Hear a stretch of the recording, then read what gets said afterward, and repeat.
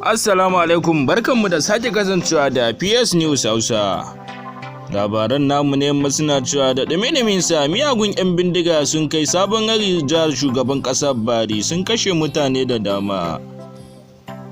Tawagar 'yan bindiga akan dandazon mashin sun farmaki ƙauyen Ɓarawa da ke cikin wani yanki a jihar Katsina ranar Lahadi.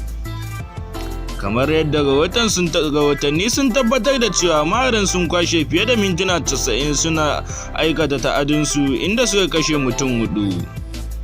Jihar Katsina da shugaban ƙasa Buhari ya fito na ɗaya daga cikin jihohin da aka datse hanyoyin sadarwarsu domin magance ayyukan 'yan bindiga. Inda za ku ji kamar yadda jaridar Channel TV ta rawaito cewa tsagerin 'yan bindigan sun kai hari ƙauyen Ɓarawa da ke jihar Katsina, jihar da shugaba Buhari ya fito. Kamar yadda rahotanni sun bayyana cewa yayin harin na ranar Lahadi, maharan sun kashe akalla mutum 4 tare da jikkata wasu da dama.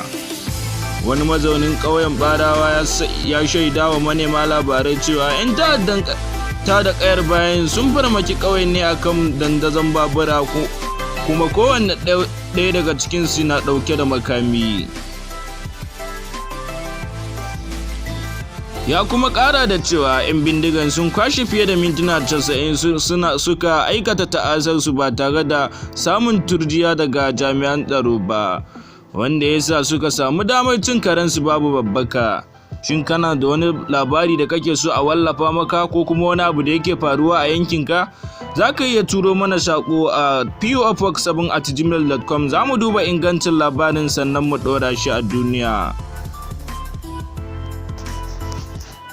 Shin 'yan sanda sun san da faruwar lamarin? Har zuwa yanzu da muke kawo muku wannan rahoto, rundunar 'yan sandan reshen jihar Katsina ba ta ce uffan ba game da faruwar harin ƙauyen Ɓarawa. A inda sai dai wata majiya mai ƙarfi ta tabbatar da cewa bayan 'yan bindigar sun fece, an tabbatar da mutuwar akalla mutum 4 a harin. Kazalika har yanzu ba a gano yawan adadin mutanen da 'yan bindigan suka ji wa raunuka kala daban-daban ba a yayin harin.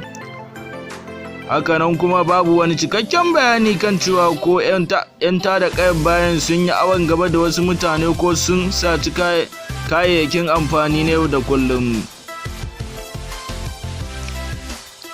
Wasu 'yan ta'adda da ake tsammanin mayakan Boko Haram ne sun sace 'yan mata 22 a wani ƙauye jihar Neja. Rahotanni sun bayyana cewa maharan sun shaida wa mutanen ƙauyen cewa ba za su cutar da su ba, aurensu za su yi. Ƙarshen labarin kenan da ya zo muku daga www.psnews.com.ng. Za ku iya ziyartar shafukanmu na sada zumunta. Idan a YouTube kake kallo, kai kokari ka danna mana subscribing. Idan kuma a Facebook kake kallo, kai kokari ka danna mana following domin kasancewa tare da mu.